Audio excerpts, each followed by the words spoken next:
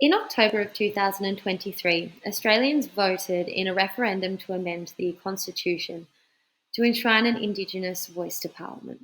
It was the culmination of the 2017 Uluru Statement from the Heart, which sought a better future for our children by providing Indigenous and Torres Strait Islander peoples with a constitutionally enshrined advisory body to Parliament. Despite the initial support, the proposal was defeated, with 60% voting no and 40% voting yes. The campaign triggered debates about the nation, conciliation, and the place of Indigenous peoples in Australian democracy. It also raised a host of significant ethical issues in the field of strategic communication, including those of misinformation, representation, public trust, and racism. Ethical considerations and dilemmas that arise in the 2023 voice referendum include misinformation and disinformation, representation and power imbalance, public trust and transparency, and racism and public discourse. The referendum campaign was characterised by widespread misinformation. False narratives circulated, suggesting that the voice would act as a third chamber of parliament or possess veto power over legislation. These narratives were amplified through social media and certain media outlets, leading to public confusion and fear. Studies showed that attempts made by the Yes campaign to counteract this misinformation often reinforced false narratives, entrenching misinformation and highlighting the challenges of strategic communication in a post-truth era. The campaign highlighted imbalances in coverage. Indigenous voices were frequently overshadowed by non-Indigenous and Torres Strait Islander peoples to articulate their perspectives directly.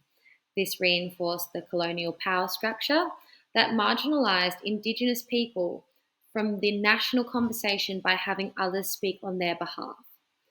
The government's management of the referendum process left room for transparency and trust concerns. Although they initiated the referendum, the government's minimal involvement in the campaign led to perceptions of ambiguity and a lack of leadership. Transparent and inclusive public engagement is vital in fostering trust in the democratic process. The referendum debate saw a surge in racialized rhetoric and hate speech, particularly on social media. A Jumbunna and National Justice Project report found that there was a disturbing increase in racism towards Indigenous Australians during and immediately after the campaign. This environment not only resulted in psychological harm, but it also highlighted the ethical responsibility of communicators to prevent the normalization of racism in public discourse. The framing theory is used to understand the selection and presentation of information. In the referendum, the Yes campaign framed the voice as a path to justice and reconciliation, while the No campaign framed it as a divisive and legally uncertain proposal. These contrasting frames significantly impacted public opinion, demonstrating the power of strategic communication in shaping narratives. Another relevant theory is the agenda setting theory. This theory explores how media prioritization shapes perception of importance. Throughout the campaign, media coverage often emphasized legal uncertainties and political controversies, while underrepresenting Indigenous perspectives and aspirations. This selective emphasis contributed to a skewed public understanding of the voice proposal. The concept of public sphere entails open and inclusive discourse in democratic societies. The referendum campaign highlighted challenges to this ideal, with polarised debates and misinformation impeding constructive dialogue.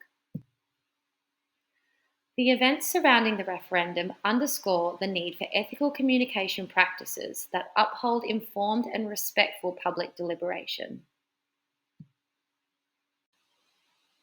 The 2023 Voice to Parliament referendum is a significant example that demonstrates the ethical challenges and importance of strategic communication. It highlights the profound impact of misinformation, representation, trust, and racism on democratic processes. Moving forward, communicators must prioritise ethical considerations, ensuring transparency, inclusivity, and respect in public discourse to strengthen democratic engagement and social coercion.